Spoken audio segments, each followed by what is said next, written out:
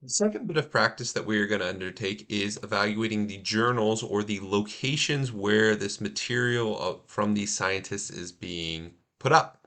Once again, we will be focusing on CO2 science, and we will be focusing on the individuals, Greg D. Itso, the Wikipedia page that we already kind of looked at for his education.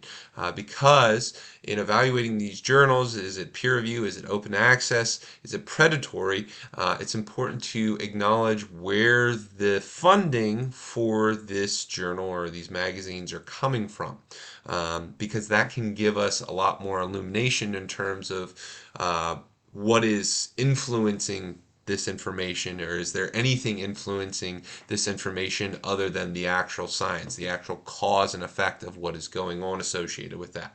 So, to get started with that, we are going to go back to his Wikipedia page. So, once again, Greg is the founder for this overall center.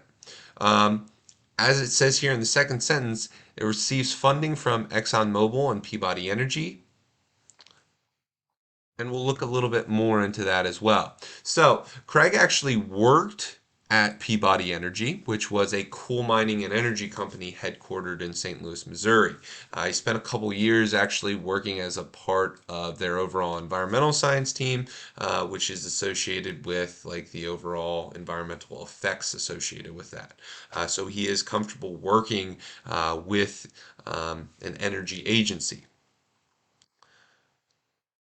The actual overall Science and Public Policy Institute, which receives funding from ExxonMobil. So that CO2 Science website, there are web charges and there are other things that are associated with that, and all of that research requires money to come from.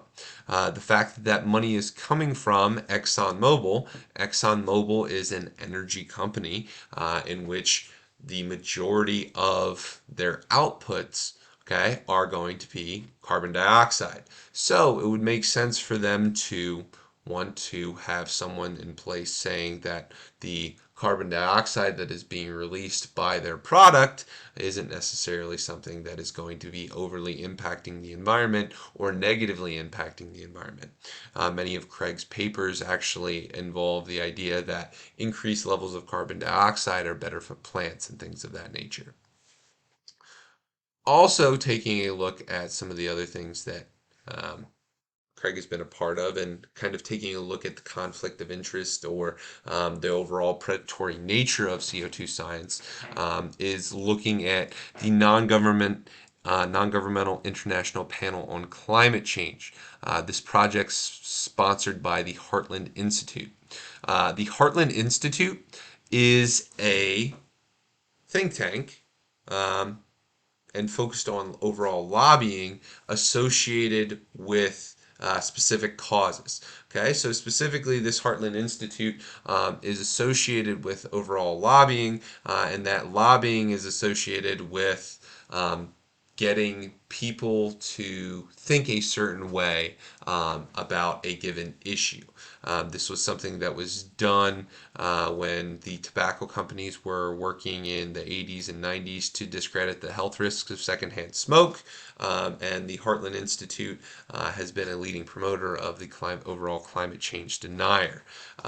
So, a panel that is bankrolled by climate change deniers that comes to a conclusion that climate change is not something that is overly occurring, all right, is going to be something that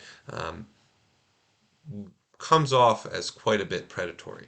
Um, the other thing that is associated with this is with this non-intergovernmental international panel on climate change is it essentially has convened after the Intergovernmental Panel on Climate Change, which is an intergovernmental body of the United Nations that is essentially going to be putting out what these scientists are agreeing upon associated with these member states. We're going to talk a little bit more about it associated with the consensus when we get to that part.